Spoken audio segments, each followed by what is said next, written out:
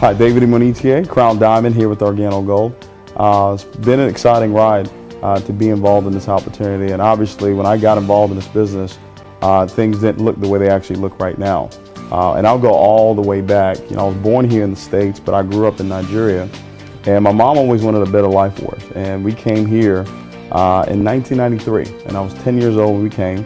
And at that time, I was living with you know, my uncle and his wife and his son. It was me, my two sisters, and I think it was a two-bedroom apartment in Harlem, New York. And fortunate enough to move over to Staten Island and went through high school, went through college, went there for 4 years, and after 4 years I graduated as a sophomore after 4 years of schooling. So that didn't work out too well, and got involved in this industry of network marketing at the age of 21 and failed for the first 4.5 years, didn't have any success.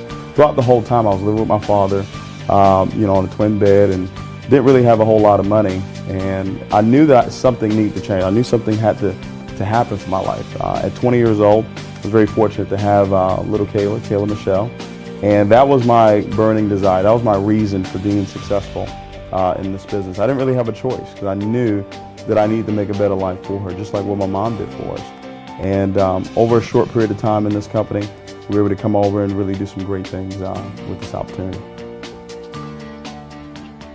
Hello, welcome to the house, OG Duck. Come on in.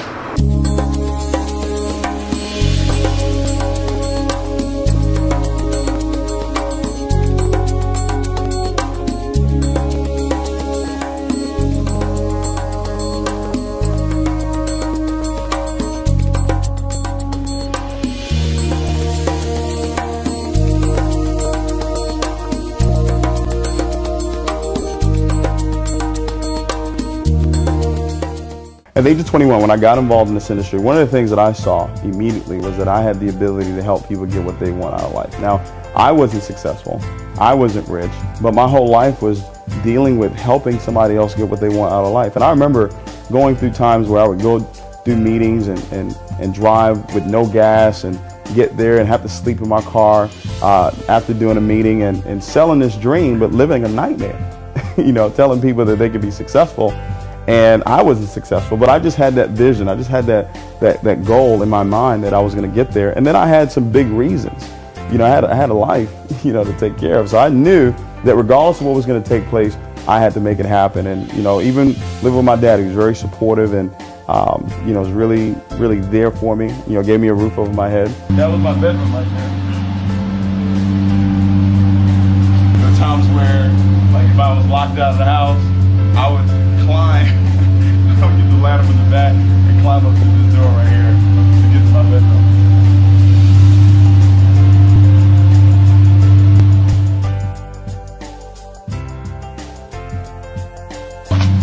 Couldn't get in, but that was the bedroom right there. The bed used to be up against this window right here.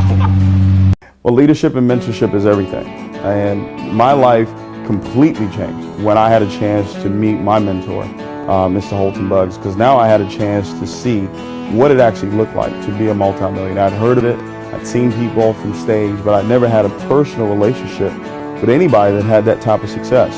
And when I had a chance to meet Mr. Buggs and had a chance to go to his home and see his Bentley and see his, you know, his Maserati and just see really how he treated his wife and how he treated his son, it really gave me a clear picture of what it could actually look like. Well, rejection is part of the game.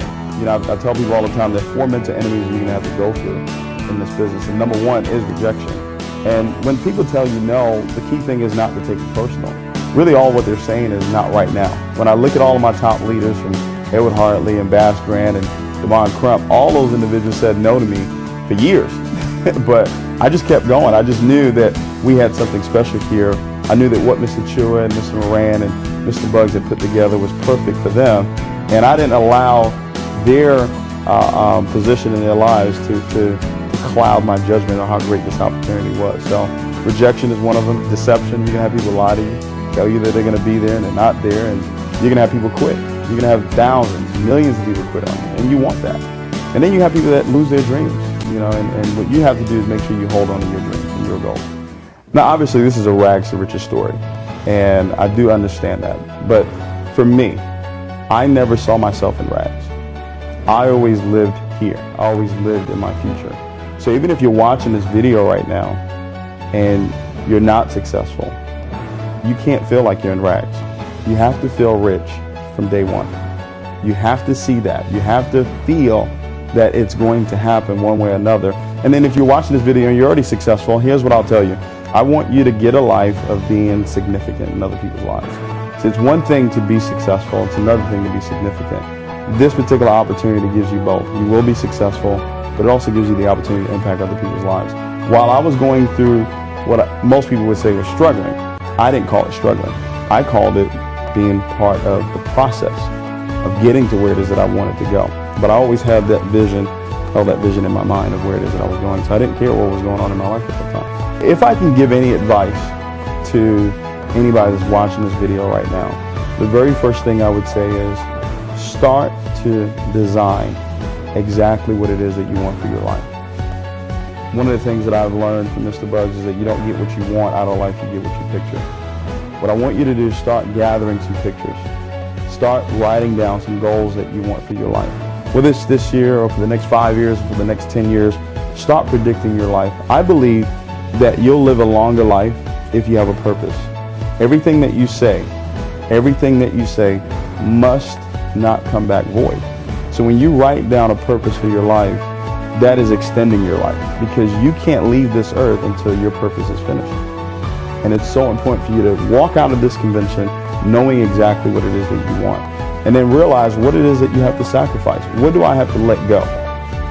What relationships do I have to let go? What negative ways of thinking do I have to let go? The sacrifices that you must make. And then most importantly, find a mentor, find a champion, find somebody that you're willing to listen to, that you're willing to really, really let go, and allow that person to really help you design where it is that you want to go. And then go out there and do the work.